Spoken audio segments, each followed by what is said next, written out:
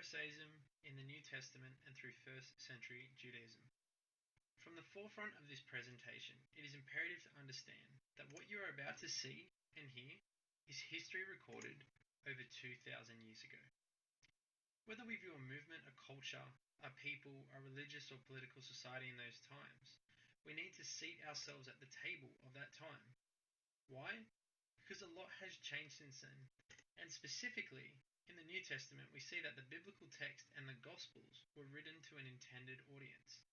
To see what that audience saw, we need to sit with them in a sense, and view and comprehend their experience the way they would. Now let's take a look at the historical context and cultural context of the Pharisees. In reference to Pharisaism, we need to start with the history. Josephus comments that the Jews ultimately had four sects of philosophy they identified themselves with: the Essenes, the Sadducees, the Zealots, and also the Pharisees.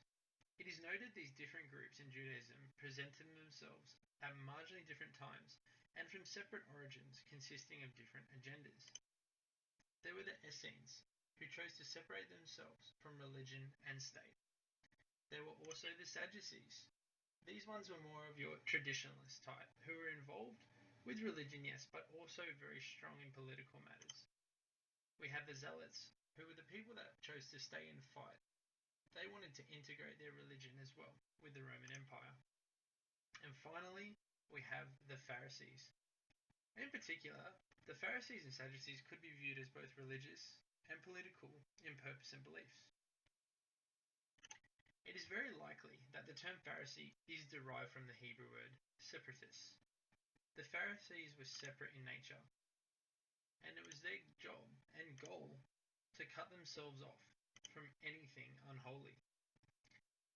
They had an incredible response to the Roman Empire at that time, and that was that they physically coexisted and lived alongside other religious and political groups, but still separated themselves to not partake in their agendas. The Pharisees placed a paramount focus and importance on their personal holiness.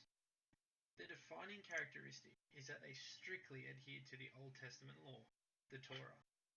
In fact, the Pharisees added a whole lot more laws that they were to abide to in everyday life to keep the law. These were known as oral law, a body of traditions which expanded and elaborated on the Old Testament law. So not only did they have the 10 Commandments and also the 613 commandments in total from the Torah, but they decided to add more to the list.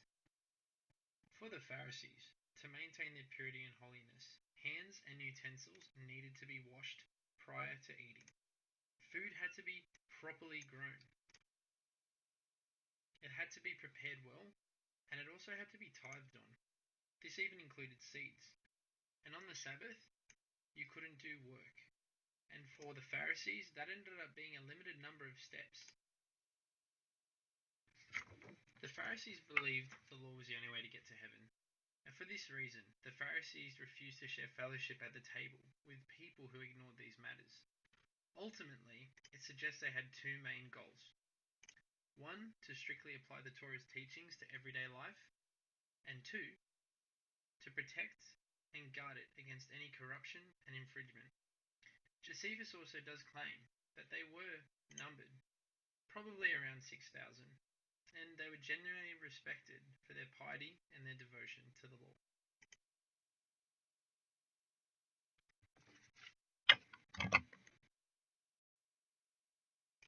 Now let's take a look at the Gospels, and first, Mark's portrait of the Pharisees. There are four successive passages in Mark chapter 2 verse 15 to 3 verse 6, which introduce the Pharisees as opponents of Jesus during his ministry in Galilee. Their antipathy toward Jesus increases with each encounter. Mark 2:15-17 is the first appearance of the Pharisees. While Jesus was having dinner at Levi's house, many tax collectors and sinners were eating with him and his disciples, but there were many who followed him. When even the teachers of the law who were with the Pharisees saw him eating and the sinners and tax collectors, they asked his disciples, "Why does he eat with the tax collectors and sinners?" On hearing this, Jesus said to them, "It is not the healthy who need a doctor, but the sick. I've not come to call the righteous, but I've the sinners. The objection that the Pharisees make to Jesus' choice of table companions can lie on two separate levels, and they're asking the question why. Why would he choose to sit with sinners? On one hand, did Jesus show apparent acceptance of people who practice a rebellious immoral lifestyle? No. But to a Pharisee, it may have seemed that he was endorsing lawless behavior and promoting sinfulness. But on the other hand, it is a lot more likely that Jesus' lack of regard for Jewish traditions of ritual purity may have offended the Pharisees. In particular, the houses and tables of such rebellious Jews would undoubtedly have been fraught with ceremonial uncleanliness. And as we've seen before, the Pharisees would not spend time and would not hang around sinners and people that they knew were unclean. And Mark chapter 7 verse 3 to 4 backs us up. It helps us favour the latter view because it shows that the traditions of ritual purity with regard to food were of great importance to the Pharisees. Furthermore, in Mark chapter 3 verse 1 to 6, we see Jesus again go against a typical Pharisaic teaching. He does a healing on the Sabbath, and because he does this, verse 6 tells us the Pharisees went out and began to plot with the Herodians how they might kill Jesus, simply because he is now going against their oral traditions and in their eyes breaking the law, going against the Torah. C.S. Mann sums it up very clearly like this. We've reached a climax in the ministry of Jesus. From this point in the narrative, the threat of death is never far away. After those two encounters in Mark, it's time to have a look at Matthew's portrait of the Pharisees.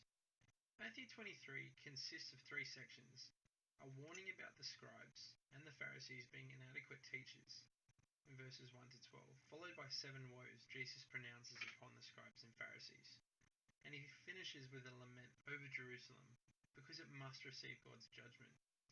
The responsibility for that judgment, says Jesus, lies largely with the scribes and Pharisees, who provide poor religious role models. The underlying problem, of course, is that they reject Jesus and his messianic status.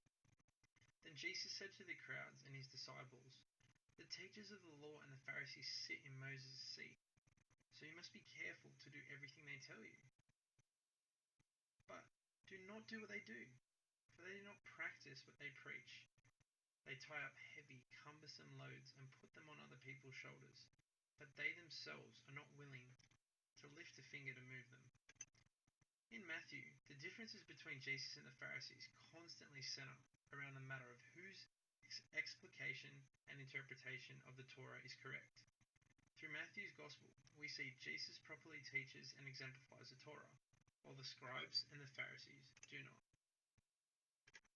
So it is quite clear in the New Testament that the teachings of the Pharisees and the teaching of Jesus did clash, and the Pharisees did try to challenge and oppose Jesus as much as possible. But it is important to point out and recognize that Jesus criticized the Pharisees not for their goals of purity and their obedience to the Torah, but more so for their hypocrisy, the fact that they would say one thing and do another and not practice what they would preach.